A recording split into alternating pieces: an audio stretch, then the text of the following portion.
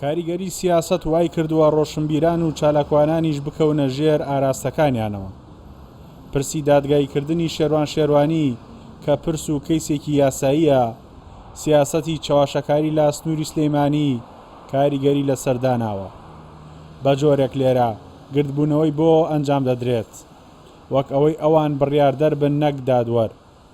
لەو بارەیەوە چاودێرێکی سیاسی باس لەو دابەشبوونەی ڕۆشنبیران و چالاکوانانیش دەکات کە چۆن دۆخی سیاسی لە کوردستان دابەشی کردوون و حزب دەتوانێت ئاراستەیان بکات.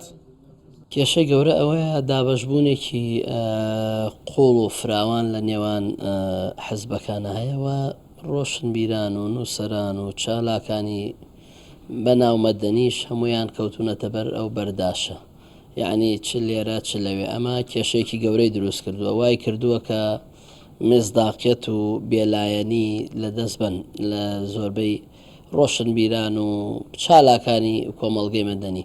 بۆیە دەبینی بۆ کەیسێک کە بەلایەنەوە مەبەستە زیاتر گەورەیەکەن زیاد لە حەجمی خۆی.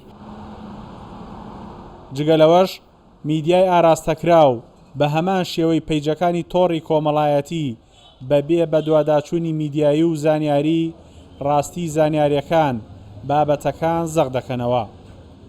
بە گوتەی سەنتەری میترۆ ئاراستەی سیاسی بەسەر میدیاکانیشەوە زاڵە. ڕەنگە بەشێکی تایبەت بێ بەوەی کە ئیعلامەکان و بەشێک لە ڕێکخراوەکانی کۆمەڵگەی مەدەنی دابەش بوون بەسەر لایەنە سیاسەکان دوور و نزیک پەیوەندییان هەیە لەگەڵ لایەنە سیاسەکاندا. ئەمە ڕەنگە هۆکارە بێ بەوەی کە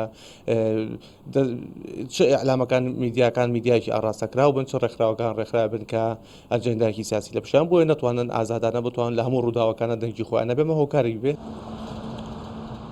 حاڵگەیشتووەتە ئەوەی لە سلەیمانی پەکەکە کە خۆی ئێستا بەشێکە لە مەینەتیەکانی سلەیمانی بەهۆی چالاکیەکانی ئەوانەوە لە فڕۆکەخانی سلێمانیوە گەشتەکان بۆ تورکیا ڕاگیراون کەچی هاتوون سەرکردایەتی گردبوونەوەی ناڕەزایەتی بکەن لە دژی کەیس و بابەتێک کە یاسا و دادگاکانی هەرێمی کوردستان بڕیاری یاسایی بۆ دەرکردووە. بارودۆخی سیاسی لە کوردستان هەڵوێستی ڕێکخراوەکان و چالاکوانانیشی دابەش کردووە.